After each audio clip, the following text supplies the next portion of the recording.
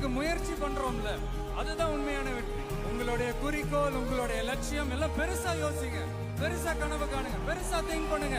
அதையெல்லாம் யாரும் தவறுன்னு சொல்லவே முடியாது. பெரிதினும் பெரிது கேள் அப்படிங்கிறாரு. அப்படி இருக்கணும் உங்களுடைய கனவுகள், அப்படி இருக்கணும் உங்களுடைய ஆசைகள், அப்படி இருக்கணும் அதுக்கான உழைப்பு. அப்படி நீங்க டிராவல் பண்ணீங்கன்னா நிச்சயமா நீங்க அடைய வேண்டிய இடத்தை நிச்சயமா அடைவீங்க. ஒவ்வொருத்தருக்கும் ஒவ்வொரு இடம் இருக்கு நண்பா, அது வேற யாருமே வந்து ஃபில் பண்ணவே முடியாது.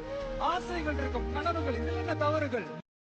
சொல்லவா, ஒரு ஒரு விஷயம் லைஃப்ல நீங்க வந்து நீங்க நினைச்சது நடக்கல, கீழே விழுந்துட்டீங்கன்னு வச்சுங்களேன், சோர்ந்து மட்டும் போயிடாதீங்க.